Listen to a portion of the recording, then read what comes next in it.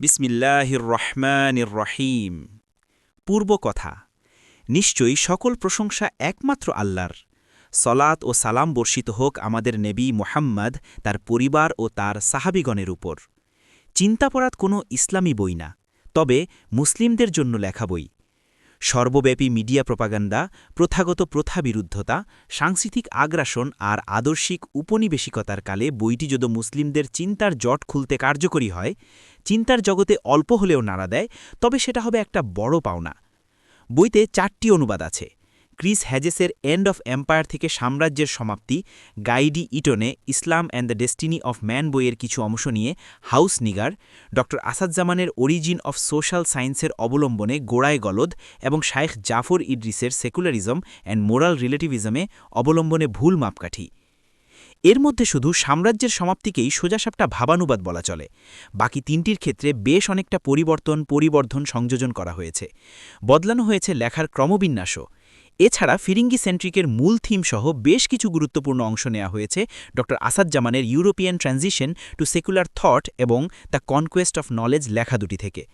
তবে লেখাগুলোতে এত বেশি পরিবর্তন ও সংযোজন করা হয়েছে যে এগুলোকে অনুবাদ বলা ঠিক ইনসাফ হয় না, আবার মৌলিক লেখাও বলা যায় না।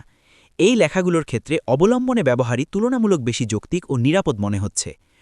অসুস্থতা এবং সময় স্বল্পতা সত্ত্বেও কয়েকটি লেখা দেখে দিয়েছেন এবং তথ্যসূত্র সংযোজন করেছেন মুনিরুল ইসলাম ইবনু জাকির ভাই, আল্লাহ তাকে উত্তম প্রতিদান দিন।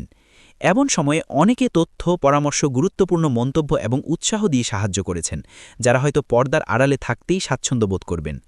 লেখাগুলো বই আকারে প্রকাশ করার পরিকল্পনা কখনোই ছিল না, বরং উল্টো সিদ্ধান্ত ছিল অনেক দিনের। বলা যায় তাদের কথাতেই সিদ্ধান্ত পরিবর্তন করা। তাই এই বইয়ের ব্যাপারে প্রাথমিকভাবে তাদের দোষী সাব্যস্ত করা যেতে পারে। আল্লাহ তাদের কবুল করুন, উত্তম প্রতিদান দিন। যদি এই বইতে কোনো কিছু কল্যাণকর থাকে তবে সেটা এক আল্লাহরই পক্ষ থেকে, আর যা কিছু ভুল ত্রুটি আছে সেটা একান্তই আমার। ইখলাস ও নিয়াতের সব ভুল ত্রুটি ক্ষমা করে আল্লাহ তার অক্ষম বান্দার এই ক্ষুদ্র প্রচেষ্টা কবুল করে নিন, এতে বারাকা দিন।